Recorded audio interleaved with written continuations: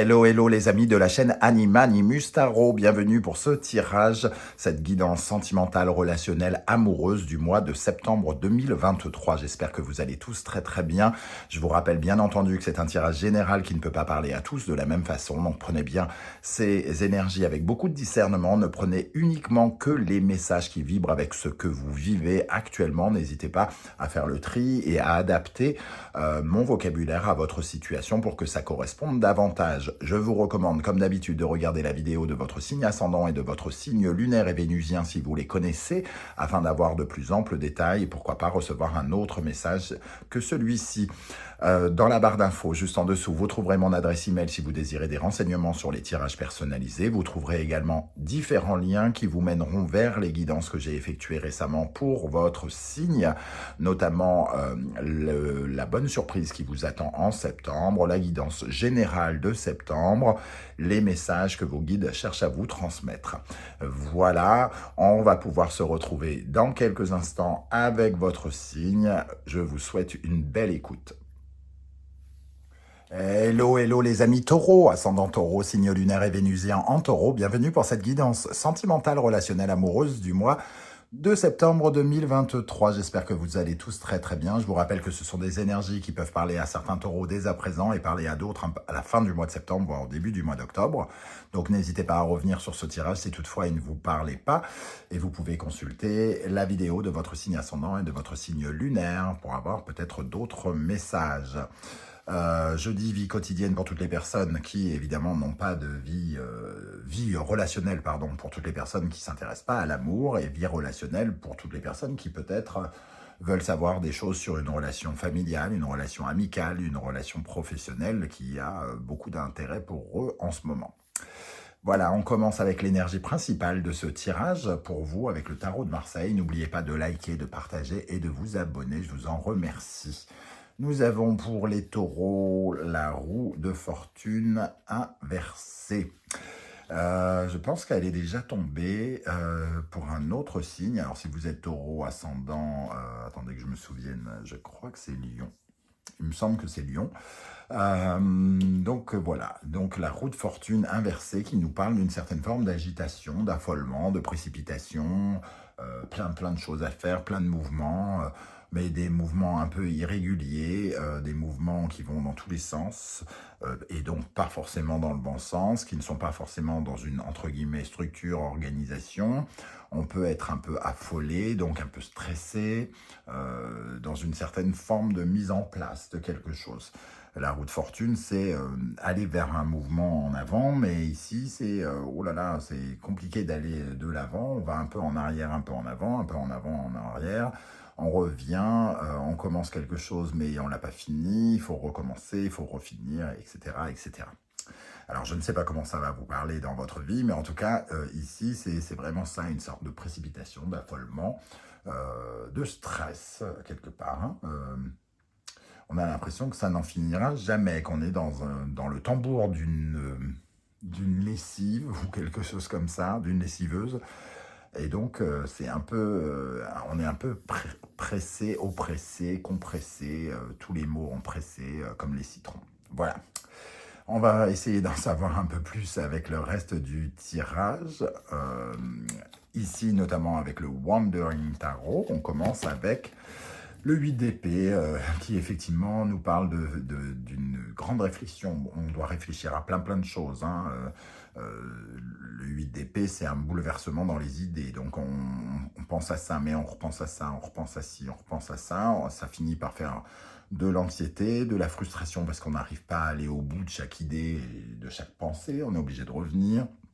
On se retrouve un petit peu aliéné par notre mental, hein. Ici, on a du mal à sortir de ce parasitage. Moi, j'avais appelé ça du parasitage ou du sabotage. On est, voilà, on a des difficultés à réfléchir tellement on réfléchit peut-être trop ou trop vite avec cette roue de fortune, cette lessiveuse, hein, comme j'ai dit. On ressent comme une sorte de pression que vous vous mettez, qui n'est peut-être pas souhaité ou souhaitable, hein, qui n'est peut-être pas utile aussi d'ailleurs. En tout cas, on vous sent un peu oppressé ici, hein. Et on a le fou, donc ça nous parle, ça peut être des peurs, des craintes, du stress quant à un voyage, les préparatifs d'un voyage, d'une nouvelle aventure dans laquelle vous voulez vous lancer. Et c'est peut-être pas sentimental, mais ça a des répercussions sur votre vie relationnelle, amoureuse. Vous êtes peut-être beaucoup moins disponible avec cette roue de fortune pour vos relations parce que vous avez ce voyage ou ce départ, cette nouvelle aventure à préparer. Donc vous préparez un changement de travail et ça vous prend tout votre temps et vous n'êtes pas vraiment là amoureusement parlant, par exemple, ce genre de choses. En tout cas, c'est en référence à un nouveau départ. Avec l'oracle de l'astrologie de la lune noire, nous avons le retour de Jupiter, les bénéfices. Ça nous parle d'un voyage, là aussi. Hein. Jupiter, c'est l'explorateur, c'est partir vers de nouvelles aspirations, quelque chose qui crée beaucoup d'optimisme, hein, une chance qui revient. C'est quand même quelque chose qui est très chanceux. La roue de fortune aussi représente la chance et là, on n'est pas dans une phase où on prend ça comme une chance. Hein. On est plutôt... on retourne la chance là et on se fait violence par rapport à quelque chose. Donc, ça nous parle d'avenir, d'aspiration, de nouveaux projets, de nouvelles aventures. Ça devrait être une chance, ressenti comme une chance, mais on le vit de façon un peu différente. Pourquoi ? Les amis taureaux, vous vous faites si mal. En tout cas, ça a l'air chouette en plus. Donc, on a quand même le retour de Jupiter, la grande bénéfique, la chance. Donc, il y a quand même ça qu'il faut noter. Hein. Donc, il faut essayer de trouver quand même des espaces de détente ici, j'ai l'impression. On va essayer de voir du côté des célibataires, chez les taureaux célibataires, qu'est-ce qui se passe. Nous avons la loutre, le féminin sacré, séduction. On nous dit que peut-être face à ce célibat, il est question ici de s'accepter soi, de s'accepter tel que l'on est, savoir se séduire, savoir se charmer pour pouvoir ensuite charmer les autres, tout simplement. Il y a une reconnexion finalement à sa beauté, à sa confiance en soi qu'il faut adopter ici pour pouvoir ensuite aller vers de nouvelles choses. Accepter concrètement qui vous êtes et les projets que vous faites dans le domaine sentimental, ça vous évite finalement d'aller vers des déceptions parce que si vous êtes en capacité de savoir où sont vos blocages, où sont vos qualités, où sont vos imperfections, c'est le meilleur moyen pour pouvoir ensuite comprendre votre apprentissage et pouvoir avancer dans votre vie sentimentale. C'est ce que nous dit la loutre. Il y a une volonté quand même de s'amuser aussi. Hein. La loutre, elle profite de la vie et elle est dans la séduction. Donc il y a peut-être une phase où on est un peu... on enchaîne un peu la séduction. Ça ne veut pas dire qu'on concrétise, mais en tout cas, on pourrait avoir envie de séduire et être un peu chaud lapin ici. Hein. Vaguement chaud lapin, si vous voulez. Dans la séduction, en tout cas.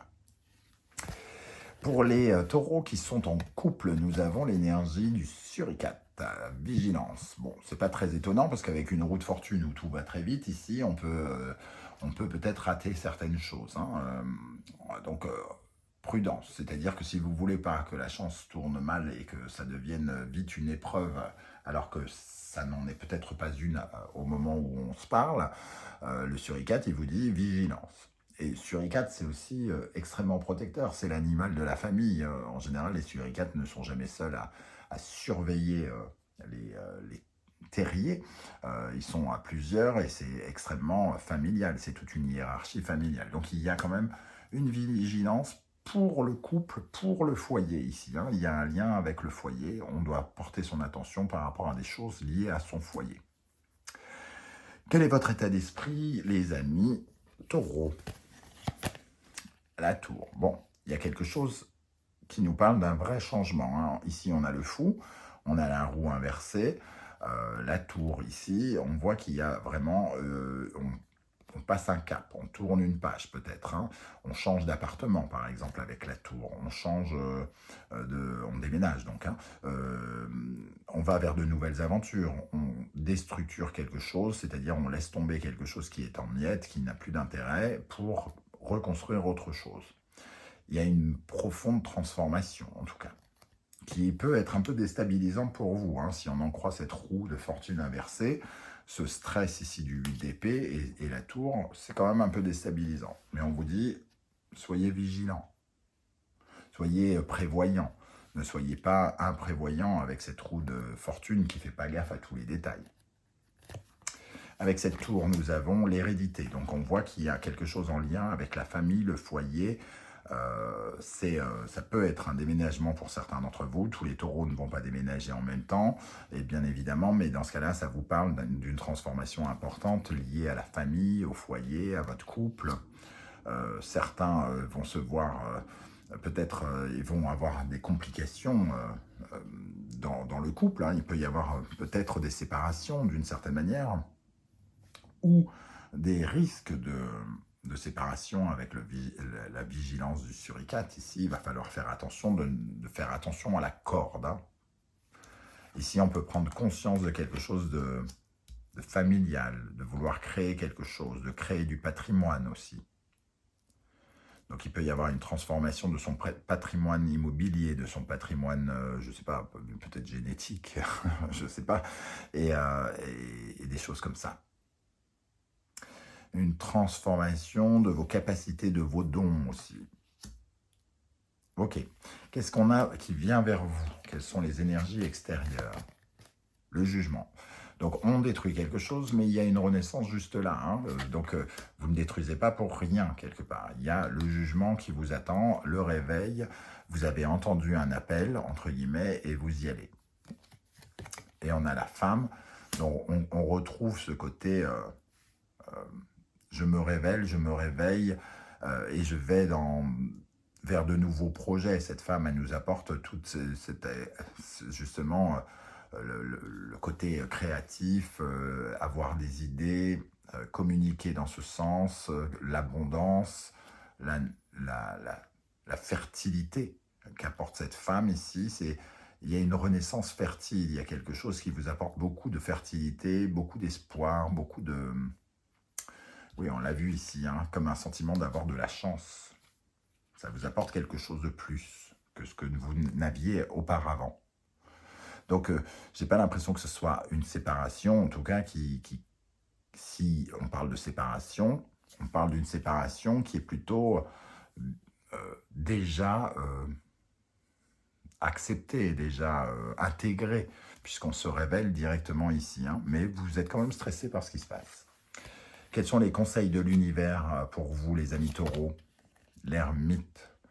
C'est l'heure du bilan. Prenez le temps de faire le bilan. Qu'est-ce qui était bien? Qu'est-ce qui l'était moins? Qu'est-ce que vous avez à apprendre de cette expérience, de ce que vous avez vécu pendant ce cycle précédent, vu qu'il y a une coupure avec quelque chose? Tirez-en les enseignements, peut-être une certaine forme de nostalgie, mélancolie douce, mais pas forcément désagréable. Un bilan pour pouvoir mieux avancer. Un arrêt sur image, entre guillemets. Sur la notion notamment de famille, sur un bien, sur la construction de votre famille, sur... voilà. C'est quelque chose de très intime, une sorte de bilan intime sur vous et les vôtres, entre guillemets. Hein. Ça va peut-être plus concerner les couples, même si ici, ça vous invite peut-être à vous interroger sur vos liens avec les autres. Sur votre hérédité, sur la prise de conscience peut-être d'un lien un peu karmique ou d'un schéma karmique qu'il faut absolument casser pour retrouver une certaine forme de séduction, pour aller de l'avant. Ici, il y a peut-être un comportement un peu de saboteur qui est mis à jour avec la tour. Et vous comprenez qu'il y a quelque chose en lien avec ça dans votre passé et qu'il faut vous en séparer. Et vous vous révélez avec le jugement. Comment les choses vont évoluer pour les taureaux pendant le mois de septembre? La justice, on se réaligne, hein, là on devient juste, on restructure.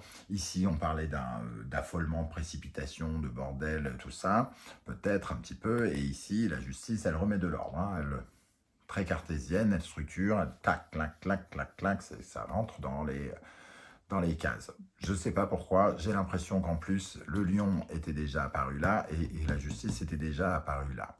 Donc, C'est intéressant si vous êtes lion ascendant taureau ou taureau ascendant lion ou quelque chose comme ça, de regarder ce qui se passe de l'autre côté.